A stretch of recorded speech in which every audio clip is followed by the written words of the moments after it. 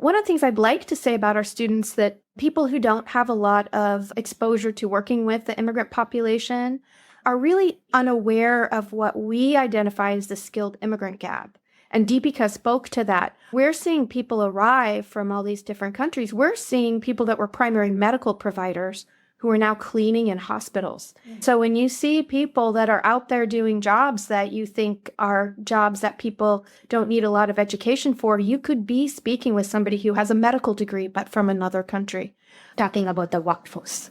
And we are the people who are already here. I'm talking about all the adults, immigrants, and everyone here, and how we can develop them towards the workforce. And the first missing puzzle piece is the adult education.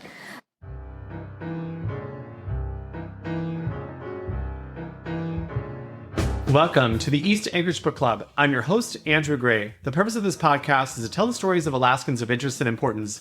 Today we have two guests. The first is the outgoing director of the Anchorage Literacy Program, Lori Pickett. And the second is the new incoming director of the Anchorage Literacy Program, Deepika Ramesh Perumal. The Anchorage Literacy Program started 50 years ago in 1974 as an all-volunteer organization to teach adults to read. Over the years, though, it has metamorphosized into an English language school that enables immigrants with limited or no English language capabilities to navigate and thrive in Anchorage. In addition to its volunteer-led English classes, ALP also offers GED classes and staffs a peer leader navigator, which helps folks achieve digital literacy. All ALP classes are free of charge, and the bulk of their work is provided by volunteers. To be a part of the Anchorage Literacy Program, visit their website at anchorageliteracyprogram.org. Lori Pickett and Deepika Ramesh Perumal, welcome to the podcast. Thank you for having me. Thank you. I'm excited to be part of this podcast. The purpose today is to talk about the Alaska Literacy Program, which is celebrating its 50th anniversary in 2024. I think I'll start with the outgoing executive director, Lori, and then we'll shift over and talk to the incoming executive director, Deepika. Lori, tell us a little bit about yourself. Where did you grow up? I grew up in Dallas, and I grew up in Dallas in an interesting time when, I don't know if you're old enough to remember when they were integrating the schools by busing, where they were moving people all over the city. So I feel really grateful that I was able to grow up and go to public schools that were highly integrated, but also grew up in a really fun neighborhood. Enjoyed being a punk in the 80s, and then went to college at Texas A&M. And when I graduated... You're an Aggie. I'm an Aggie. Yeah, one of the connections to Alaska is there's a lot of Aggies up here. I remember Special Engineer Week, so watching BP fly in their plane, and everybody was all excited to apply and work for BP and go to Alaska.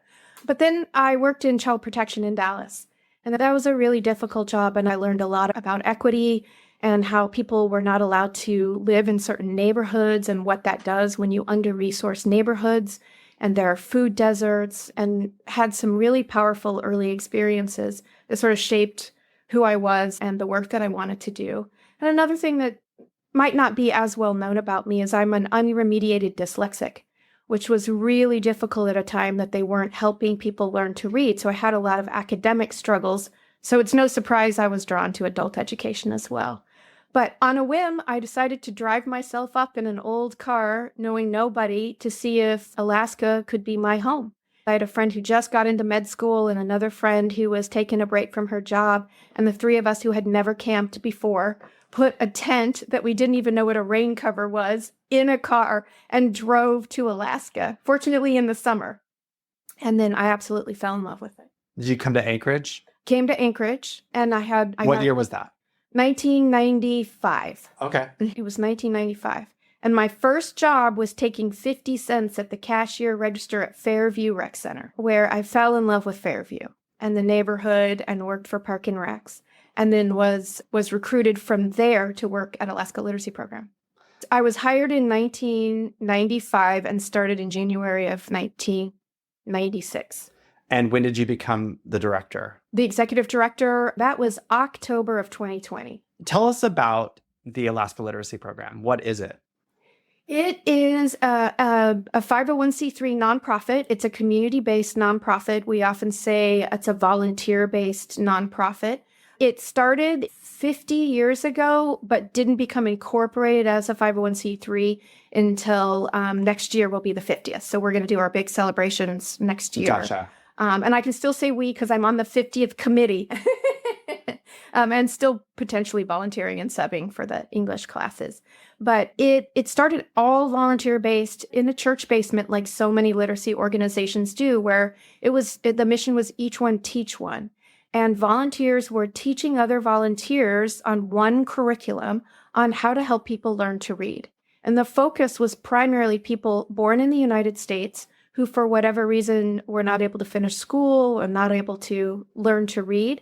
And then it's really grown significantly from that beginning. When I hear Alaska Literacy Program, I assumed that it was a program to help adults learn to read. Mm-hmm. It sounds like that's how it started, but it's a very different mission now. My understanding is the vast majority of people who access this program are people who have immigrated from another country and don't speak English. It's the vast majority of students we serve, but we also serve students who are born here, went through the school system here, and are mainly focusing on accomplishing a very specific goal. The GED, the test to get in the military, improving math skills to go into union, trades, those kinds of things. You serve over 1,000 students? We do now. We serve over 1,000 students a year, and that's new to be reaching those kinds of numbers. Can you explain why? Why is the number so high now? I'd say the numbers are so high now because we have had a lot more new arrivals. We have also grown a lot and increased our staff and the services we provide, especially during COVID. People learned a lot more about us and the services we provide, and like our public health arm really exploded during COVID. And so other agencies are referring more here. But we also had 2 groups of very large arrivals that came most recently from Afghanistan and from Ukraine. There's so much in the news about immigration, especially in this last presidential election. And I felt like Alaska is so far away and that we're removed from that. So I'm not really familiar with the programs that are sending immigrants to Anchorage or how those groups ended up here. Like, how does that happen? I think lots of communities each have their own individual story. So there's a very interesting story around why we have so many people from the Philippines here, so many people from Korea here. For the most recent arrivals, it's been mainly war in other countries that have forced migration into safer places. And what we see are primarily people that are seeking safety, and people come in a variety of ways. Lots of people come to the United States because of love. Marriage, partnerships. We have lots of international students that come to our universities and fall in love, but we also have people that are displaced from war, and they come in many different ways. What I think would be interesting, and maybe is a challenge for you, is that if the state were to keep better records, because all we know at Alaska Literacy Program is the people that come to us for service, but the immigrant story is much bigger than that.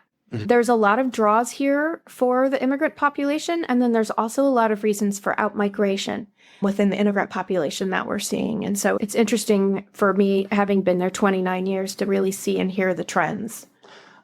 Do you guys have any sort of citizenship requirement or status requirement? Does somebody need to be a legal immigrant, or do you ask those questions? Those are absolutely not our business. We do not ask those questions of anybody. And if we ask those questions, we'd have to ask them from everybody. But we provide a service, and we are not tasked by even any of our grant funders to have to do that. And that would go against the mission and the welcoming atmosphere that we have. You just mentioned grants. Do folks pay to take classes with you guys? They do not. And that's been a change since COVID, honestly. And I think it's also been a change that happened because at Alaska Literacy Program, of our staff, many of the staff were students. And I'll never forget one of the staff members sitting me down and really calling out my privilege, because I was like, why can't people pay $20 for a class? And I had a staff member really pull me privately and sit me down and say, for you, Lori, $20 is nothing. That's 4 meals to the families who need English.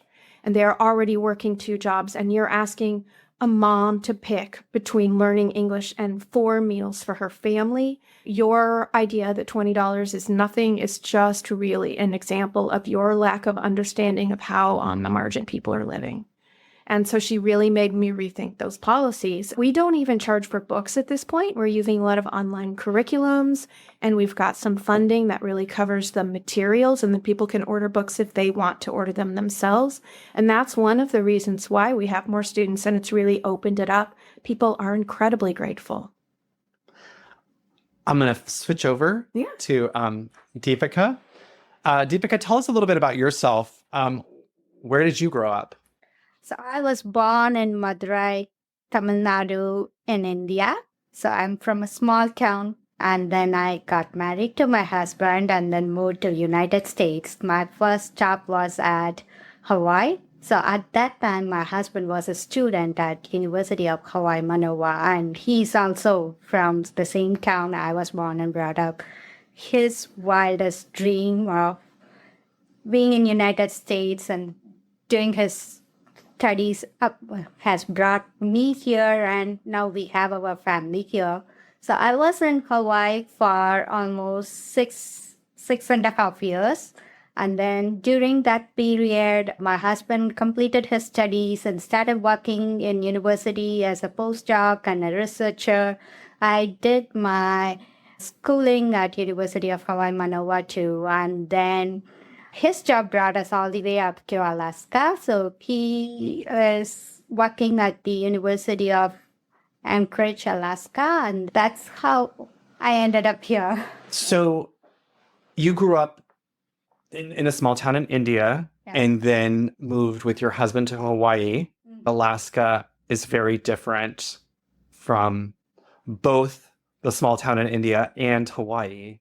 Can you talk a little bit about the adjustment? Yes. When we were in Hawaii, we lived out of the suitcase because we always had a mindset. My husband would graduate, find a job, and we move out. And we have always thought about all the 48 states, never about the 49th state.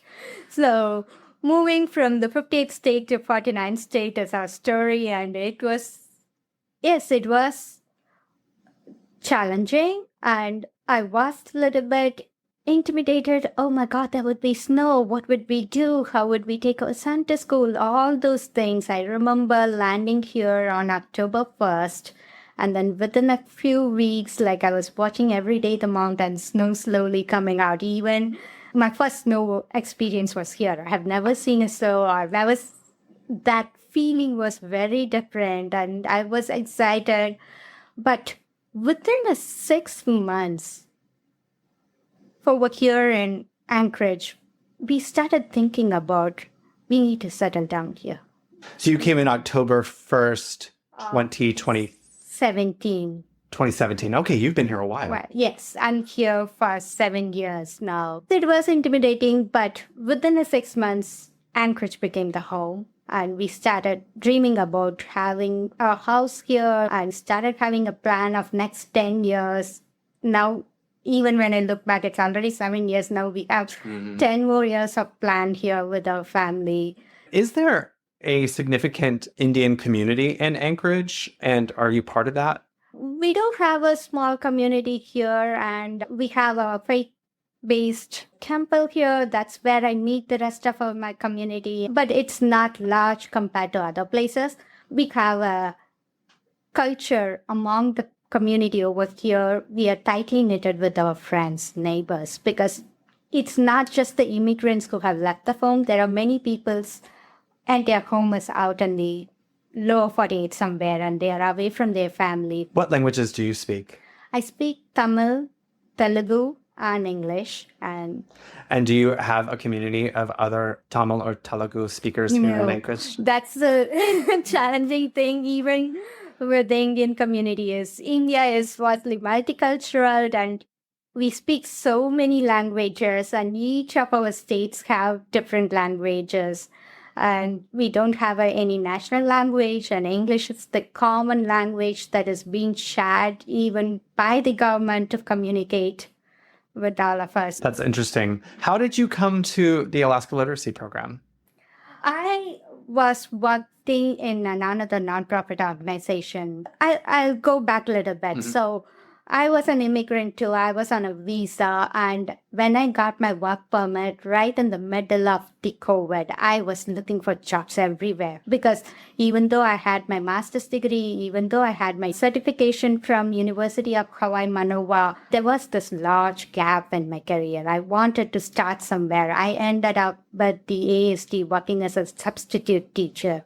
And then it was a summer break, and I was always looking into a nonprofit organization because that's where my background education was. I started working in Anchorage Community Land Trust, and my entire thing was how can I prove myself? How can I show the people what I am capable of beyond my language barrier, accent? I was focusing completely on my career. And then last year, January, I was like, okay, finally, I have grown in my career. Now it's my time to give back to the community. One of the persons I reached out to was Lori. I blindly emailed her, Lori, I really appreciate the work Alaska Literacy Program does. So when I moved up to United States in Hawaii, even though I had my education background, master's degree, English was intimidating. I still remember the day I walked into a Subway trying to order a sandwich, but I couldn't. I walked out with water in my eye. So you waited to the subway to order a sandwich, and were you just too afraid that you wouldn't be understood, or? It was my accent.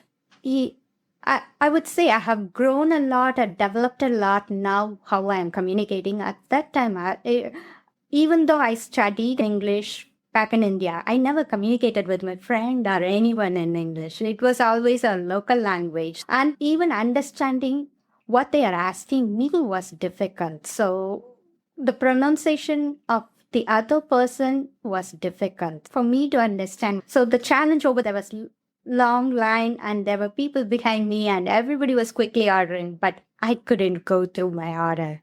And then I was like, oh my God, I'm making everybody wait and this girl is asking me question and I am not understanding her and she's not understanding me. And that's when I walked out. It was nobody's mistake. It's just a space for me to grow. But I enrolled myself in the English programs in Hawaii. I went through a couple of programs and I'm really grateful for what that has given me. It was not just I learned English, it was the confidence. I was able to understand the culture, talk with the other people, communicate, and those are things. So I really appreciated that and I wanted to give back to the community. What is your job like at Alaska Literacy Program? That is a good question. That's what I have been learning every day. Alaskan Literacy Program is a small nonprofit, and an executive director role is very vast. You do everything from nitty-gritty everyday operations to the biggest stuff, going outside and talking to the stakeholders and educating them about what we are doing. So I'm learning every day.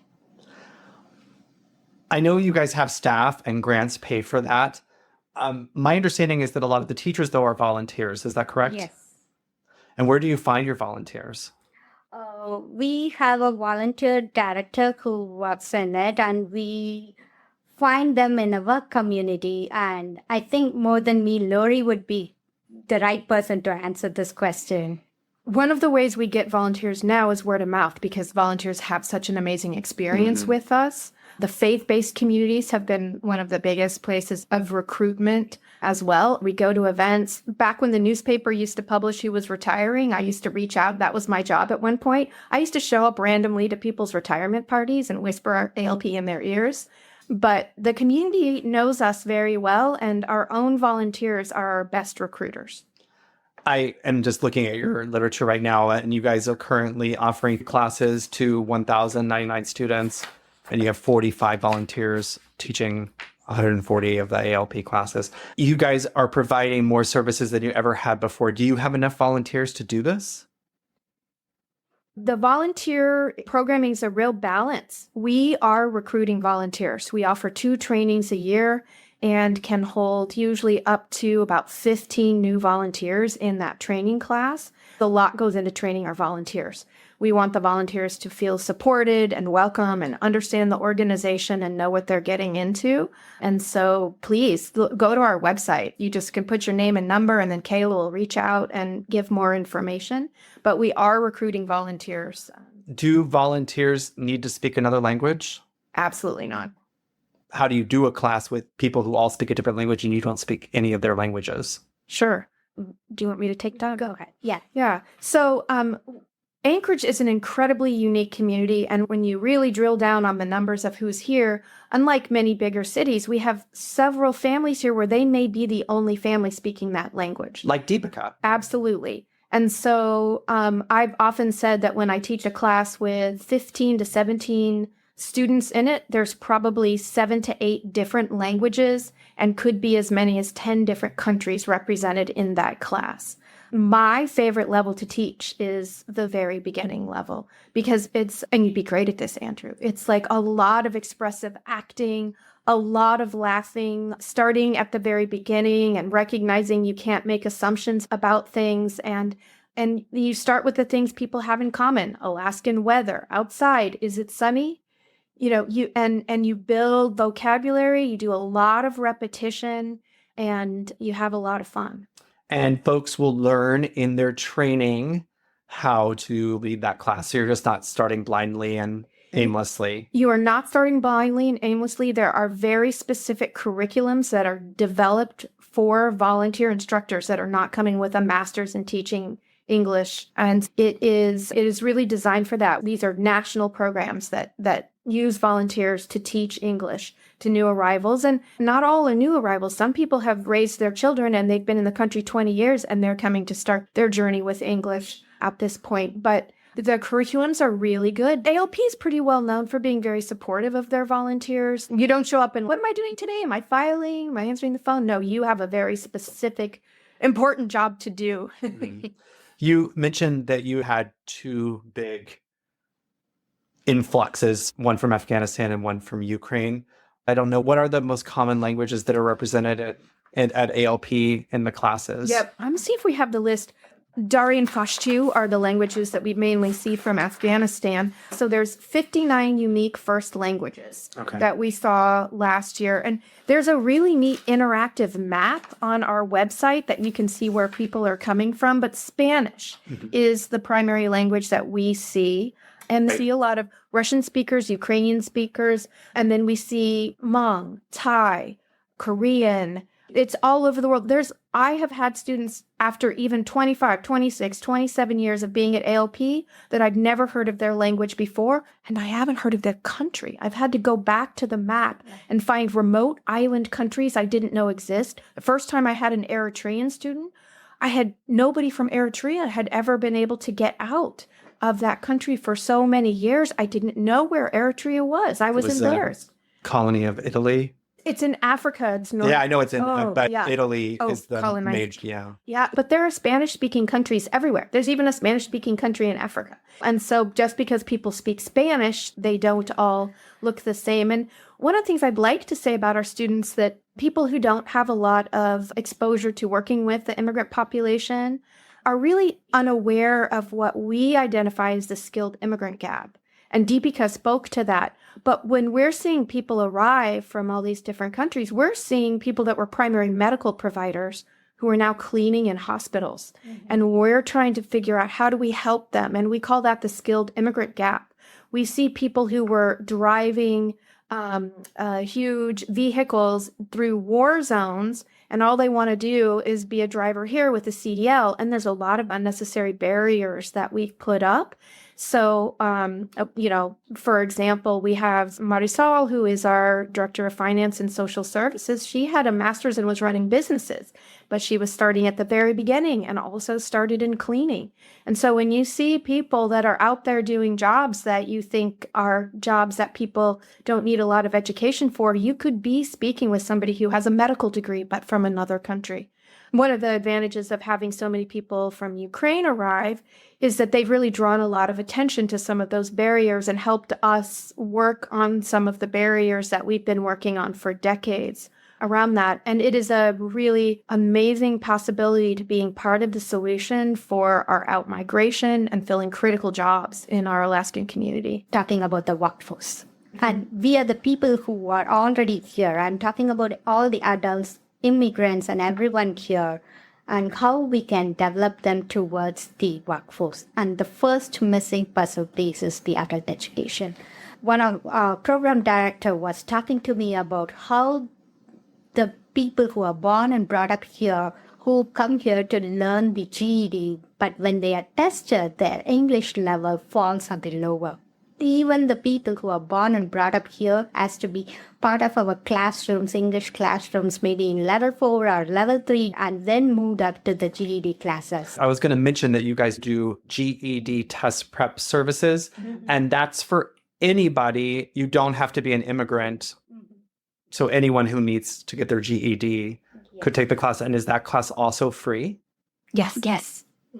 And even the testing can be free if they study with us for a certain period of time and work with our program. Then we even have vouchers and ways to help them cover the cost of taking the GED. That's great. I'm curious about the mood among students right now at your program. We have a new president coming in who has said that he's going to deport a certain number of million of immigrants. Is there fear in the immigrant community about what could happen even here in Alaska?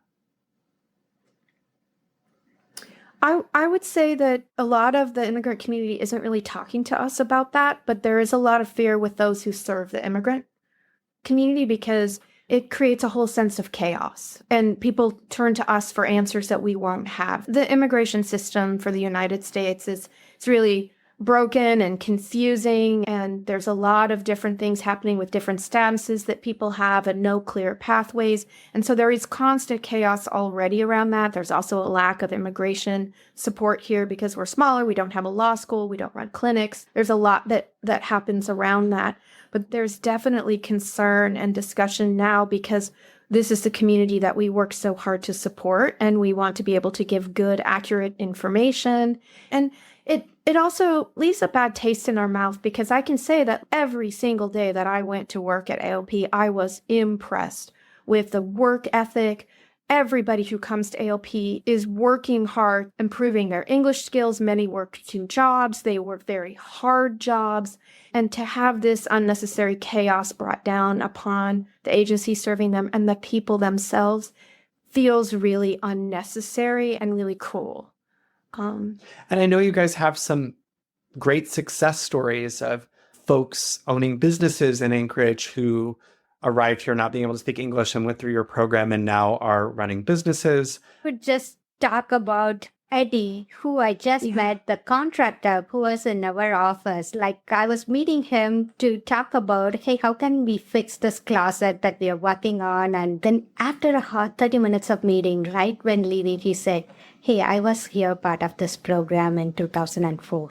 I came over here and then my mother, my cousins, we all are part of this program. And he was giving back to us how he can give back to the people who helped him when he moved up here. That was like the mission moment for me, what we are doing. This is the person who we taught how to talk in English, and now he's in a business meeting for his services, sitting down and writing down a contract and then figuring out what's the next step. And he's a general contractor.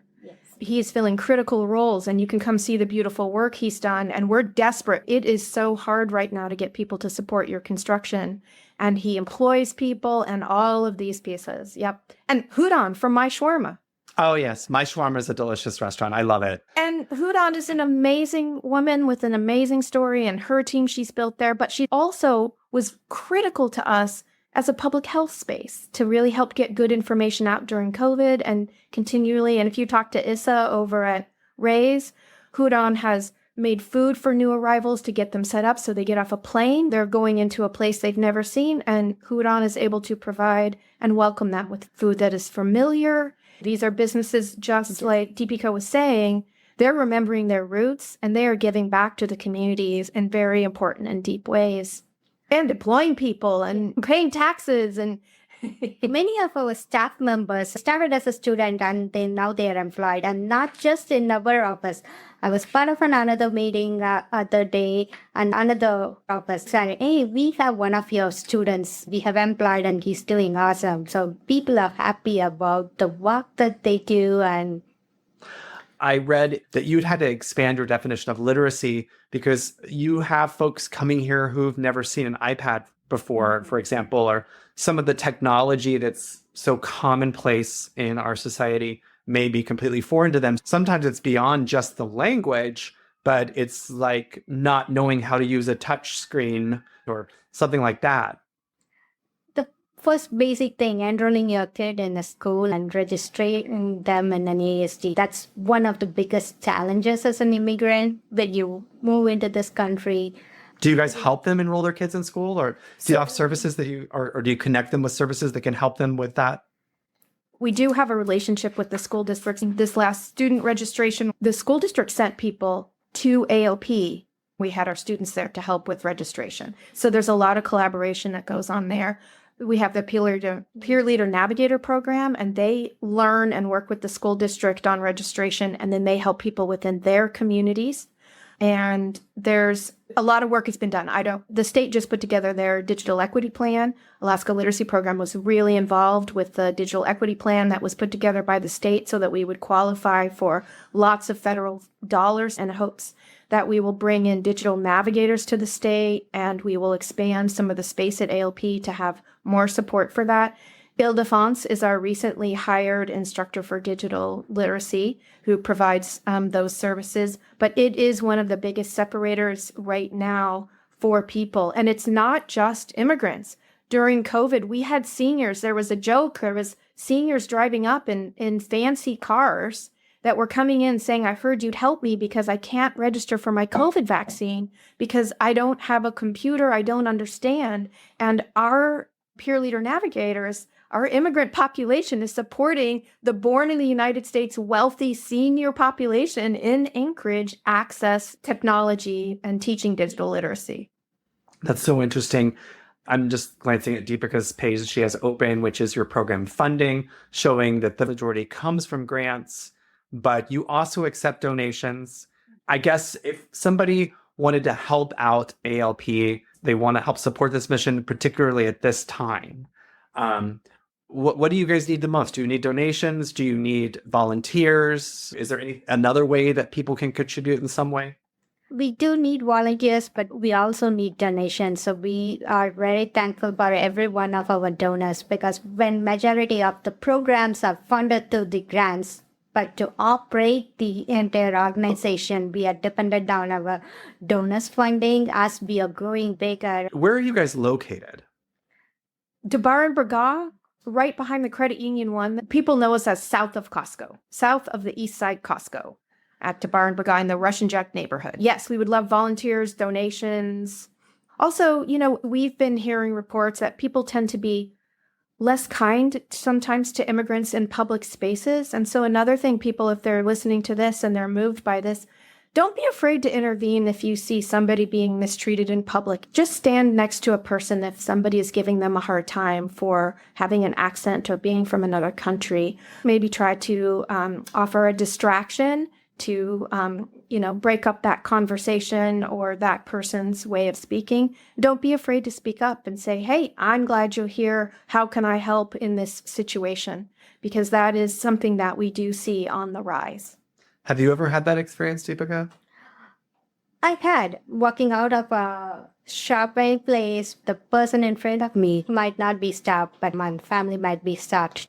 Every one of the time when I have this experience, I have to think about this 10 other persons or 20 other persons who have been kind to me, supported me.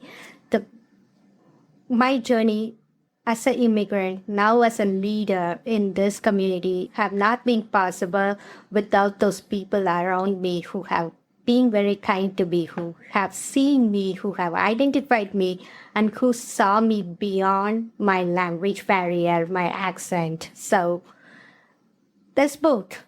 And I'm thankful for the good people in my life. Thank you both so much for being on the show today. I'm going to drop a link in the show notes to the Alaska Literacy Program website for folks who want to volunteer. You can fill out a form there. You'll get more information about when trainings will be, that sort of thing, and also a link to so that people could donate if they chose to. That's amazing, Andrew. Thank you. Thank you. Thanks again. Thank you so much. Thank you, listeners. If you like what you heard, please subscribe, rate, and review us. To contact me, email rep.andrew.gray@akleg.gov or call 907-269-0123.